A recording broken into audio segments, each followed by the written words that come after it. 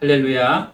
오늘은 차별이 없는 복음이라는 제목으로 함께 은혜를 나누도록 하겠습니다. 우리 인사합니다. 사랑하고 축복합니다. 사랑하고 축복합니다. 아멘. 사도행전 14장에 보면은 바울과 바나바가 1차 전도 여행을 성공적으로 마치고 돌아와서 이제 교회 앞에서 선교 결과 보고를 하였습니다. 예수 그리스도의 복음을 전할 때 많은 이방 사람들이 회개를 하고 예수님을 믿는 역사가 있었다라고 보고를 했습니다. 그리고 그 모든 것은 주님께서 하신 일이다라고 말씀하셨죠. 그리고 2차 전도 여행을 이제 기도로 준비하기 위해서 안디옥 교회에서 준비하고 있을 때 그때 교회 내에서 이단 시비가 붙었습니다. 바로 오늘 본문 내용인데요. 말씀을 읽었다시피 어떤 문제였습니까? 유대로부터 내려온 어떤 사람들이 기독교로 개종한 이후에도 모세의 의식법인 할례 문제를 제기하면서 예수만 믿어서는 안 되고 할례도 받아야지 구원받을 수 있다라고 그렇게 주장한 것입니다. 과연 그렇습니까? 그렇지 않죠. 오늘 우리 중에는 할례를 받아야지 구원받는다라고 생각하는 사람은 아무도 없을 것입니다. 그러나 당시 유대인들은 할례 받지 않는다는 것은 바로 하나님의 백성, 언약 백성에서 제외되는 것이다 라고 생각했습니다. 그런데 바울이 전한 복음의 핵심이 무엇입니까? 할례와 상관없이 우리는 예수 그리스도를 믿기만 하면 구원을 받는다 하는 것입니다. 그런데 유대로부터 내려온 어떤 사람들이 모세의 법대로 할례를 받지 않으면은 너희 구원을 받을 수 없다라고 하니까 이제 바울과 바나바 그리고 그 사람들 사이에 이제 논쟁이 붙게 된 것입니다. 이 논쟁이 어떻게 해결이 되고 그 해결 과정을 통해서 우리가 깨달아야 될 교훈이 무엇인가 하는 것을 오늘 본문을 통해서 우리가 함께 살펴보도록 하겠습니다. 오늘 본문은 크게 세 달라고 나눌 수가 있는데요. 1절부터 5절까지는 할례에 대한 변론이 나오고 그 다음에 6절은 그 변론을 중재하고 조정하기 위해서 예루살렘 교회에 공회가 소집되는 것을 보여줍니다. 그리고 7절부터 11절까지는 공회에서 발언하는 내용들을 다루고 있습니다. 한마디로 오늘 본문은요, 기독교 교회사 최초로 이단 시비를 다룬 사건이라고 할 수가 있습니다. 먼저 1절 말씀 보겠습니다. 어떤 사람들이 유대로부터 내려와서 형제들을 가르치되 너희가 모세의 법대로 할례를 받지 아니하면 너희 구원을 받지 못하리라 하니. 우리가 알다시피 이 안디옥 교회는 바나바와 바울의 지도 아래 아주 건강하고 아름답게 성장한 교회였습니다. 이 두 사람이 하나님의 말씀을 잘 가르쳐주고 있는데 유대로부터 내려온 어떤 사람이 모세의 법대로 할례를 받지 않으면 너희 구원받을 수 없다라고 이런 주장을 한 것입니다. 그래서 문제가 생겼습니다. 지금까지 안디옥 교회 교인들은 바울과 바나바가 가르치는 그 내용을 하나님께서 주시는 말씀으로 여기면서 모두가 아멘 하고 배웠는데요. 갑자기 예루살렘에서 온 사람들이 다른 말을 하는 것입니다. 그들은 지금까지 바울과 바나바로부터 들었던 복음과는 전혀 다른 새로운 복음, 새로운 교리를 전했습니다. 그들은 안디옥 교인들한테 와가지고 당신은 구원 받았습니까? 그러니까 다들 예 받았습니다라고 대답했겠죠. 그래요. 구원에 대해서 뭐라고 배웠습니까? 하고 물으니까 이 교인들이 한결같이 예수 그리스도만 믿으면 구원받습니다라고 또 대답합니다. 그랬더니 이 예루살렘에서 내려온 사람들이 한다는 말이 예수님만 믿어가지고 구원받을 수 있다고 생각합니까? 예수만 믿는 게 아니라 하나님의 법을 잘 지켜서 할례도 받아야지 구원받을 수 있습니다. 이렇게 이야기하는 것입니다. 그래서 모세의 법대로 할례를 받지 못하면은 아무도 너희 구원받을 수 없다라고 이렇게 목소리를 높이는 것입니다. 이런 상황이 되니까 이제 바울과 바나바 그리고 이 다른 복음을 전하는 사람들 사이에 다툼과 변론이 일어났습니다. 2절 보세요.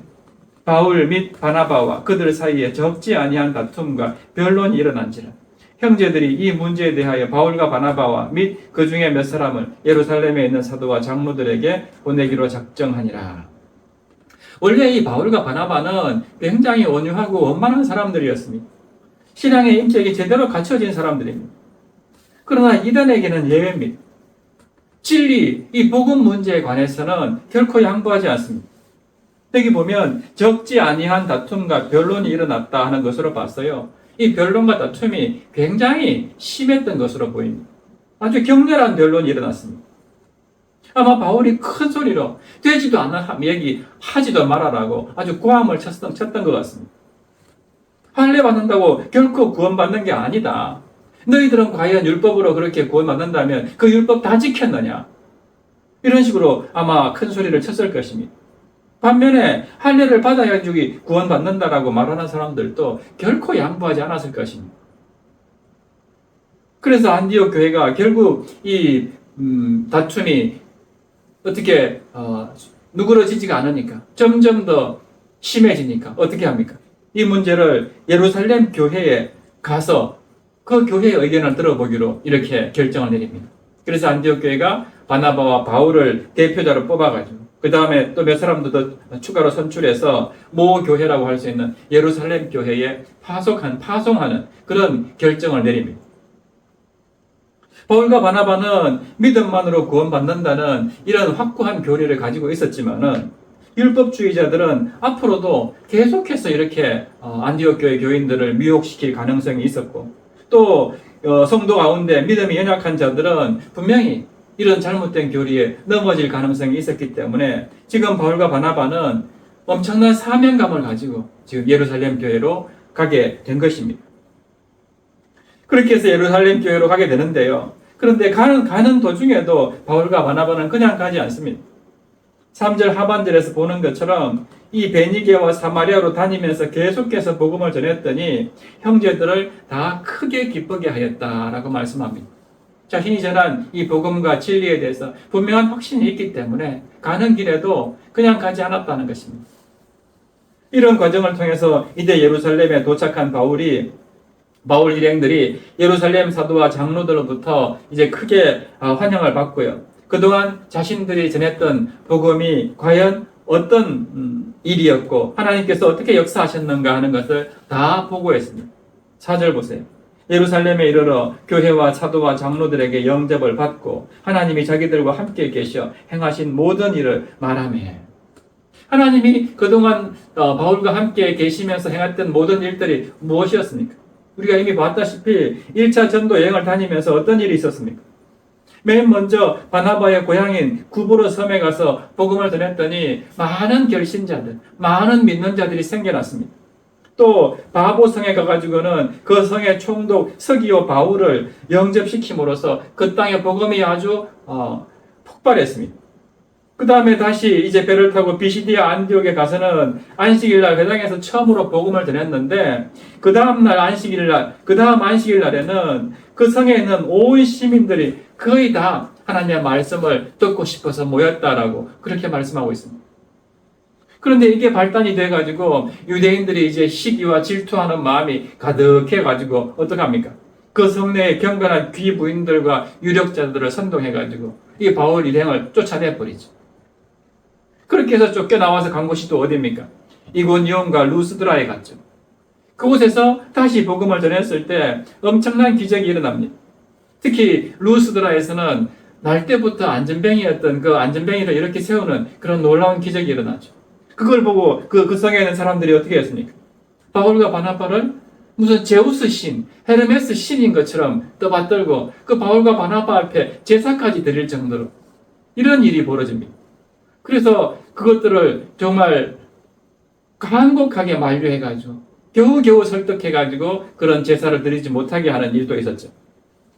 이 모든 일들이 다 주님께서 하셨기 때문에 이루어진 일들이다 하는 그 선교 보고를 다시 예루살렘 교회 앞에 가서 이 바울이 하게 된 것입니다. 그리고 나서 오늘 본문에는 생략이 되어 있지만요. 지금 안디옥 교회의 이단 문제도 보고했을 것입니다. 그것 때문에 갔으니까요. 여기까지 보고를 다 듣고 이제 바리새파 사람이 일어나서 하는 이야기가 5절 말씀입니다. 바리새파 중에 어떤 믿는 사람이 일어나 말하되 이방인에게 할례를 행하고 모세의 율법을 지키라 명하는 것이 마땅하다 하니라. 바리새인 중에 어떤 믿는 사람이 이제 예루살렘 교회 안에 있었습니다. 바리새파는 여러분도 알다시피 율법주의자들입니다. 율법을 굉장히 철저하게 준수하는 사람들입니다. 그러니까 이 율법의 이 교훈을 정말 잘 지키면서 기독교 신자가 된 사람이 일어나서 말하기를 뭐라고 합니까? 이방인에게 할례를 행하고 모세의 율법을 지키라 명하는 것이 마땅하니라. 마땅하다는 것입니다. 그렇다면 그들이 주장하는 할례란 도대체 무엇이기 때문에 이렇게 구원 문제에 있어서 중요할까요? 할례라는 것은 유대 사회에서는 아주 익숙한 것입니다. 난지 8일만 되면 누구든지 남자아이는 할례를 행했던 것이죠. 마치 우리 민족에게 속한 이 아시아계 어린 아기들에게 몽고반점이 있듯이요. 할례는 유대인들만의 특별한 표시입니다. 그런데 성경이 말하는 할례의 진정한 의미가 무엇입니까? 요즘 젊은이들이 연인 관계를 나타낼 때 똑같은 반지, 일명 커플린이라는 것을 끼고 다닙니다. 좀 더 심한 경우에는 똑같이 몸에다가 같은 문신을 새겨가지고 서로 사귀고 있다는 것을 드러내면서 그렇게 살아갑니다. 구약시대 이스라엘 백성들에게 할례라는 것은 바로 그런 표시 중에 하나입니다. 하나님의 소유된 백성이라는 그런 표시를 몸 가운데 지니고 살았던 것이죠. 하나님 편에서는 이스라엘을 향해서 나는 너희들의 하나님으로서 앞으로 너희들을 지키고 보호하고 인도하겠다 하는 그런 의무와 책임을 다하겠다는 약속의 표시였고, 유대인들 입장에서는 이제 자신들이 하나님의 백성으로서 정말 신실하고 정결하고 거룩한 삶을 살겠다 하는 그런 약속의 표시였습니다. 그러니까 이것은 하나님의 백성으로서 어떻게 우리가 살겠다, 또 하나님은 당신의 백성들을 어떻게 지키고 보호하시겠다 하는 하나의 상징적인 표시였습니다. 그렇기 때문에 이 표시 자체가 중요한 게 아닙니다. 할례를 통해서 그저 내가 하나님의 선택된 백성이라는 것을 깨닫고 확인하는 하나의 표시가 이 할례였는데요. 이 할례가 이제 시간이 지나면서 이 의미는 다 사라져 버리고 그 형식, 껍데기만 남은 것입니다. 즉 내가 하나님의 백성답게 어떻게 살아가겠다 하는 이런 신앙은 다 사라져 버리고요. 할례만 받으면 구원받는다. 할례만 받으면 우리는 영원한 하나님 나라의 백성이다. 이런 생각을 가지게 된 것입니다. 한마디로 할례가 천국행의 티켓이 되고 구원의 티켓이 되어버린 것입니다. 그래서 신앙은 없어도 할례만 있으면 나는 하나님의 백성이다. 이런 사고를 가지게 된 것입니다. 그래서 유대로부터 이 안디옥 교회에 온 신자들이 예수님만 믿어서는 안 되고 반드시 할례를 받아야지 하나님의 백성, 구원받은 백성이 된다라고 그렇게 가르쳤던 것입니다. 그리고 5절에서 말하는 이 바리새파 중에 어떤 믿는 사람들도 지금 똑같은 말을 하고 있는 것입니다. 아마도 이 바리새파 사람들이 본문 1절에 나오는 그 어떤 사람들을 안디옥 교회에 파송한 것으로 보입니다. 바리새파는 율법을 잘 지키는 구별된 자라는 그런 자부심을 가지고 의시되는 그런 사람들이었기 때문에 예수님을 믿으면서도 그 율법적인 정신을 버리지를 못했습니다. 예루살렘 교회에는 이런 자들이 적지 않게 있었던 것으로 보입니다. 그래서 바울은 오직 믿음으로만 구원받는다 하는 이 분명한 교리를 확립할 필요성을 가지고 지금 예루살렘 교회에 와서 그들의 생각이, 그들의 사고방식이 무엇이 잘못됐는가 하는 것을 따지고 변증하고 있는 것입니다. 이렇게 바울과 바리새파 사람들 간에 논쟁이 커지니까 이제 예루살렘 교회 지도자들이 어떻게 합니까? 6절에 보면은 사도와 장로들이 이 일을 의논하러 모였다라고 합니다. 할례 문제를 의논하기 위해서 예루살렘 교회에 공식적으로 공회가 열린 것입니다. 이 공회에서 가장 먼저 베드로가 변론하게 되는데요. 그것이 이제 7절부터 11절까지 내용입니다. 먼저 7절에 보면은 많은 변론이 있은 후에 베드로가 일어나 말하되 형제들아 너희도 알거니와 하나님이 이방인들로 내 입에서 복음의 말씀을 들어 믿게 하시려고 오래전부터 너희 가운데서 나를 택하시고 라고 말씀합니다. 많은 변론이 있은 후에라는 이런 표현을 볼 때에 당시 회의가 상당히 진지하고 열띤 분위기 속에 아주 오랫동안 진행되었던 것으로 보입니다. 여기서 변론이라는 것은 그저 일반적인 주장 정도가 아니고요. 상호간에 다른 의견을 내놓고 아주 열띤 토의를 하는 것을 말합니다. 당시 유대인들은 추상 때부터 할례를 행하여 왔고 또 오랫동안 지켜왔는데 이제부터는 할례하지 않아도 된다. 할례 받지 않아도 된다. 그래도 구원받는데 아무 문제가 없다 하는 것은 이제 자신들의 정체성의 문제가 되기 때문에 아주 중요한 문제였습니다. 그렇기 때문에 많은 변론이 있을 수밖에 없습니다. 그렇게 상호간에 많은 변론이 있은 후에 이제 베드로가 일어나서 말을 합니다. 너희도 알거니와 라는 이 말은 사도행전 10장에 기록된 사건을 말합니다. 사도행전 10장에 무슨 사건이 있었습니까?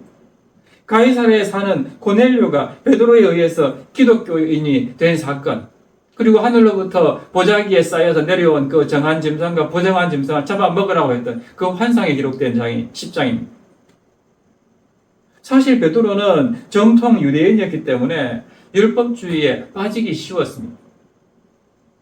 그 베드로를 하나님께서 복음주의자로 바꿔주기 위해서 10장에서 그 환상을 보여주시고 또 고넬료를 전도하게 하신 것입니다. 베드로가 그때 자기 딴에는 율법을 잘 지킨다고 생각하고 있었는데 기도하던 중에 갑자기 보자기에 정한 짐승과 부정한 짐승이 담긴 그 보자기가 내려옵니다. 그리고 하나님께서 그걸 잡아먹으라고 말씀하죠. 베드로 입장에서는 분명히 율법상에 부정한 짐승은 먹어서는 안 된다라고 배웠는데, 그렇게 알고 있는데 갑자기 그걸 다 잡아먹으라고 그러니까 얼마나 황당했겠습니까? 하나님의 말씀이니까 안 먹을 수도 없고, 이 먹자니 또 말씀을 위배하는 것이고, 굉장히 입장이 난처한 상황에서 나는 정한 짐승만 먹겠습니다. 부정한 것은 내가 지금까지 먹지도 않았고 안 먹을 것입니다 라고 이렇게 말씀을 드리니까 하나님께서 뭐라고 하셨습니까?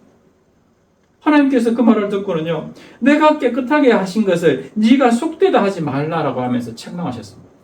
이 모든 것들은 내가 다 깨끗하게 했다 이미. 그렇기 때문에 구분 없이 먹으라라고 말씀하십니다. 그래서 베드로가 환상 가운데 도대체 왜 이런 명령을 주실까 하고 그 의미를 곰곰이 생각하고 있는데 갑자기 밖에서 고넬료가 보낸 사람들이 와서 이렇게 말하죠. 우리 주인님이 당신의 말씀을 듣고 싶어 하니까 나랑 같이 가서 우리 주인님께 좀 하나님의 말씀을 전해주셨으면 좋겠습니다 하고 이렇게 고넬료가 보낸 사람이 와서 이야기를 합니다. 그제서야 베드로가 하늘에서 내려온 이 보자기 환상, 정한 짐승과 부정한 짐승을 잡아먹으라는 하나님의 말씀이 무슨 뜻인가 하는 것을 깨닫게 됩니다. 바로 그 부정한 짐승은 이방인을 상징하는 것이구나. 이방인은 구원받을 수 없고 우리가 함께 할 수 없는 그런 생각을 가지고 있었는데 그 부정한 짐승도 내가 깨끗하게 하셨다. 가서 먹으라라고 말씀하신 그 의미로 깨닫게 된 것입니다. 이방인에게도 하나님께서 전도하라고 하시는구나. 내가 깨끗하게 한 것을 네가 왜 더럽다고 하느냐. 이게 깨달아지니까 이제 그 하인을 따라서 고넬료한테로 가게 되죠. 그런데 고넬료 집에 갔어도요, 이 베드로는 유대인으로서 이방인과 교제하는 것이 위법인 줄 알지만 하나님께서 가라고 해서 내가 왔다. 이렇게 하면서 그들에게 복음을 전했습니다. 그런데 그렇게 복음을 전했더니 어떤 일이 일어납니까? 엄청난 역사가 일어난 것입니다. 고넬료를 비롯해서 그 복음을 들은 사람들이 다 하나님을 믿고 돌아오는 큰 은혜가 그 자리에서 벌어진 것이죠. 그러니까 베드로는 고넬료에게 복음을 전하고 그가 구원받은 일은 분명한 하나님의 뜻이었다. 그렇기 때문에 이방인 선교에 대한 정당성을 너희들이 부정해서는 안 된다. 다 하나님의 은혜로 구원받게 된다. 이방인도 우리와 차별하지 않는 그런 하나님이시다는 것을 증거한 것입니다. 그러면서 8절에 보면요, 또 마음을 아시는 하나님이 우리에게와 같이 그들에게도 성령을 주어 정언하시고 라고 합니다. 여기서 마음을 아시는 하나님이라는 말씀은 다른 말로 하나님은 우리 마음 중심을 보시는 분이라는 겁니다. 그러니까 외모를 보지 않는다는 거예요. 즉 우리가 할례를 받았는지 외적으로 우리가 할례를 받은 사람인지 안 받은 사람인지 그게 중요한 게 아니고 내가 정말 하나님을 제대로 믿고 있는지 고넬료처럼 마음 중심을 보시는 그런 하나님이시다 하는 거예요. 실제로 고넬료를 보세요. 그가 얼마나 하나님을 경외했는지 사도행전 10장 22절에 보면 고넬료에 대해서 이렇게 소개합니다. 백부장 고넬료는 의인이요 하나님을 경외하는 사람이라 유대 온 족속이 칭찬하더니. 이 고넬료는 로마의 백부장입니다. 이방 사람이었습니다. 그런데 온 유대 족속이 칭찬할 정도로 하나님을 경외하는 사람이었다라고 소개합니다. 그러니까 하나님은 이 마음의 중심을 보시고 베드로를 보내서 복음을 전하게 하셨고 그 말씀 듣는 모든 사람에게 성령이 임하는 놀라운 장면을 보여주신 것입니다. 사도행전 10장 44절에 보면은 이 베드로가 고넬료 가정에 가서 복음 전할 때요, 성령이 말씀 듣는 모든 사람에게 내려오셨다라고 기록하고 있습니다. 마음을 감찰하시는 하나님께서 이방인들도 예수님을 믿고 영접할 때에 이렇게 성령을 부어주시는구나 하는 것을 베드로에게 보여주신 것입니다. 그래서 8절에 그들에게도 성령을 주어라고 하면서 유대인이나 이방인이나 모두가 다 하나님의 은혜 가운데 한 형제, 자매이다 하는 것을 확인시켜 준 것이죠. 그러면서 9절에 가면 또 이렇게 말씀합니다. 믿음으로 그들의 마음을 깨끗이 하사 그들이나 우리나 차별하지 아니하셨느니라. 유대인이나 이방인을 차별하지 않는 이유가 뭐라고 합니까? 믿음이라는 것입니다. 할례가 아니고 믿음이라는 것입니다. 믿음으로 그들의 마음을 하나님이 깨끗하게 하셔서 아무도 그 믿음 안에서는 차별하지 않는다라고 말씀합니다. 다시 말해서 구원은 오직 이렇게 믿음에 의해서 결정되는 것이지 너희들이 몸에 무슨 할례를 받았다고 너희들이 무슨 아브라함의 자손이라고 해서 그렇게 해서 구원받는 게 아니다 하는 것을 이야기하고 있는 것입니다. 그런 선민의식이나 우월감을 다 버리라는 것입니다. 오직 믿음만이 구원받을 수 있는 유일한 길이다 하는 것을 이 베드로를 통해서 다시 한번 하나님께서 말씀하시는 것입니다. 그렇습니다. 이방인이든 유대인이든 뭐 가진 자든 없는 자든 남자든 여자든 늙은 자든 젊은 자든 누구나 다 차별하지 않고 하나님은 구원하시는데 그 조건은 오직 하나, 믿음입니다. 예수 그리스도의 십자가로서 이제 그 모든 담들이 다 무너졌습니다. 하나님은 이제 사람을 차별하지 않고 민족도 차별하지 않습니다. 다 같이 믿음으로 깨끗하게 하셨습니다. 모두가 다 하나님의 은혜로 죄사함을 받고 깨끗해진 것입니다. 그런데 지금 너희들이 무슨 딴소리를 하고 있느냐 하고 베드로가 책망하고 있는 것입니다. 그러면서 10절에 가면은 그런데 지금 너희가 어찌하여 하나님을 시험하여 우리 조상과 우리도 능히 매지 못하던 멍에를 제자들의 목에 두려느냐라고 합니다. 여기서 멍에는 율법을 말합니다. 그러니까 유대인 조상들도 지키지 못하던 그 멍에, 그 율법을 지금 너희들이 이방인에게 지키라고 이야기하는 것이냐라고 말하고 있는 겁니다. 율법을 다 지킬 수 있는 사람은 이 세상에 단 한 사람도 없습니다.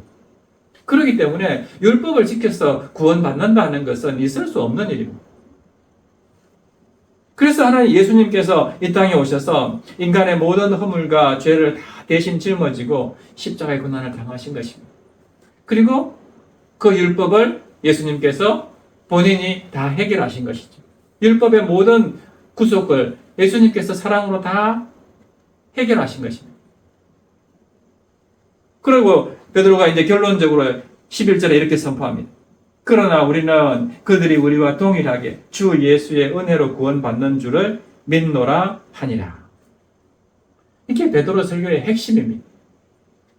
유대인이나 이방인이나 모두가 동일하게 주 예수의 은혜로 구원받는 줄을 믿노라. 이게 바로 당시 사도들의 사상이고 사도 바울의 사상이고 또 우리 기독교의 정통 교리가 되는 것입니다. 바울은 로마서 3장 28절에 가면 이렇게 말합니다. 그러므로 사람이 의롭다 하심을 얻는 것은 율법의 행위에 있지 않고 믿음으로 되는 줄 우리가 인정하노라. 결코 율법의 행위로 이렇게 될 수 없다는 겁니다. 그러면 우리가 이 모세의 율법에 대해서 한번 생각해 봐야 됩니다. 과연 율법은 우리에게 어떤 역할을 할까요? 율법은 우리가 죄인이다 하는 사실을 진단해 주는 것이 율법입니다. 율법이 우리를 의롭게 하는 것이 아닙니다. 율법은 우리를 결코 구원하거나 천국으로 인도할 그럴 능력이 없습니다. 그래서 김동호 목사님은요, 율법을 엑스레이로 비유합니다. 엑스레이를 찍으면 우리 몸속에 뼈가 어디가 깨졌는지, 부러졌는지, 아니면 뭐 어디에 무슨 문제가 있는지를 그 영상을 통해서 볼 수가 있죠. 그래서 잘못된 부분을 수술을 하든가, 뭐 투약을 하든가 해서 이제 의사가 고칩니다. 마찬가지로 율법이라는 것은 내가 어떤 상태에 있는가, 내가 얼마나 정말 잘못된 삶을 살고 있는가 하는 것을 그 율법의 말씀을 통해서 나로 하여금 보게 하는 것입니다. 보았으면 어떻게 됩니까? 고쳐야 되는데 그 고칠 수 있는 방법은 오직 예수 그리스도. 그 복음을 듣고 구원받는 것밖에 없다 하는 것입니다. 그러니까 율법은 내가 죄인이라는 사실을 깨닫게 해주시는 거예요. 그래서 초등 교사의 역할을 한다고 그러지 않습니까? 깨닫고 예수 그리스도께로 갈 수 있도록 인도해주는 그런 역할을 하는 게 율법이라는 것입니다. 오직 주님의 십자가 보혈의 이 공로만이 우리의 죄를 깨끗하게 할 수가 있고 우리가 구원받을 수 있다 하는 것을 오늘 말씀을 통해서 다시 한번 분명하게 믿으시기를 바랍니다. 그렇습니다. 율법은 결코 구원의 조건이 아닙니다. 율법은 또 할례도 구원의 조건이 아니고 세례도 구원의 조건이 아닙니다. 오늘 우리가 성찬식을 했지만은 성찬식에 참여했다고 해서 여러분들이 다 구원받았다고 할 수 없습니다. 중요한 것은 내가 이 성찬식을 하면서 정말 예수님이 내 죄를 대신해서 십자가에 달려 죽으시고 부활하셨는가 하는 것을 믿는 겁니다. 그렇구나. 정말 그렇게 주님께서 이렇게 모든 걸 다 쏟으시고 죽으셨구나. 그래서 내가 구원받았구나 하는 것을 믿는 것. 그게 구원의 조건이지 이거 먹었다 해서 마셨다 해서 내가 구원받는 것 절대 아닙니다. 그런 것들이 구원의 조건이라면은 예수님이 우리를 위해서 죽으셨다는 것은요, 정말 나와는 아무 상관없는 사건이 되는 것입니다. 말씀을 정리합니다. 오늘 초대교회는 이 거짓된 가르침과 이단들에 맞서서 정말 훌륭한 싸움을 했습니다. 사도들은 거짓된 가르침에 조금도 미혹되지 않고 복음 위에 교회를 더욱 굳건하게 세웠습니다. 그들은 오직 복음의 말씀과 성령의 인도하심만을 따랐습니다. 오늘 우리도 그래야 됩니다. 진리 위에 굳건하게 서서 어떤 거짓된 가르침이나 교리도 잘 분별해야 됩니다. 그리고 잘못된 교리 앞에서는 오늘 사도 바울과 같이 담대하게 복음의 진리가 왜곡되지 않도록 싸워야 됩니다. 오직 예수 그리스도 십자가의 은혜로만 구원받는다는 것을 명심해야 됩니다. 그래서 사도들이 가는 곳마다 주의 복음을 전했던 것처럼 오늘 우리 역시 이 진리의 복음만이 생명이고 우리를 구원하신다 하는 이 분명한 확신을 가지고 다른 어떤 교리에도 흔들리지 않고 내가 믿은 예수 그리스도, 내가 받아들인 이 복음의 말씀을 내가 만나는 사람들한테 전할 줄 아는 진정한 주의 종들 다 되시길 주님의 이름으로 축원합니다. 그래서 이 시간 우리가 정말 나는 하나님의 은혜로 구원받았습니다. 나는 정말 주님의 은혜로 이 자리에 있습니다. 이 분명한 믿음과 고백을 담아서 주의 은혜라 우리 함께 찬양하고 기도했으면 좋겠습니다.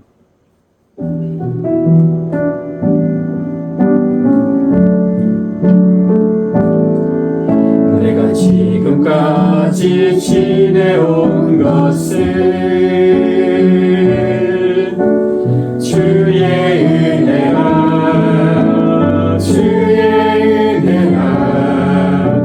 지금까지 지내온 것을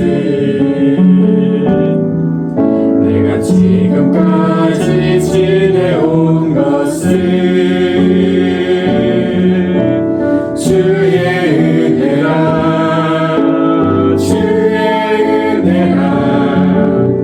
지금까지 지내온 것을 주의 은혜라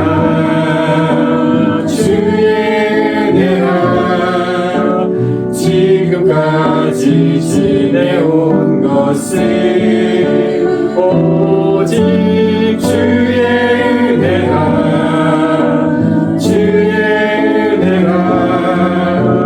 지금까지 지내온 것을 내가 하나님의 자녀된 것은 주의 은혜라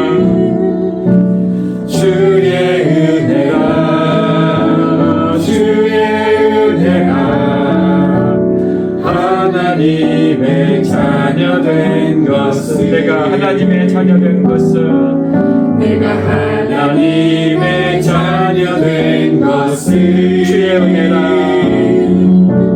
주의 은혜라 주의 은혜라 하나님의 자녀 된 것을 주의 은혜라 주의 은혜라 주의 은혜라 하나님의 자녀 된 것을 오직 주의 은혜라 주의 은혜라 하나님의 자녀 된 것을 내가 이 자리에 서 있는 것은 내가 이 자리에 서 있는 것을 주의 은혜라 주의 은혜라 주의 은혜라 이 자리에 서 있는 것을 내가 이 자리에 서 있는 것은 내가 이 자리에 서 있는 것을 주의 은혜라 주의 은혜라 주의 은혜라 이 자리에 서 있는 것을 주의 은혜라 주의 은혜라 주의 은혜라 이 자리에 서 있는 것을 오직 주의 은혜라 주의 은혜라 이 자리에 서 있는 것을 주의 은혜라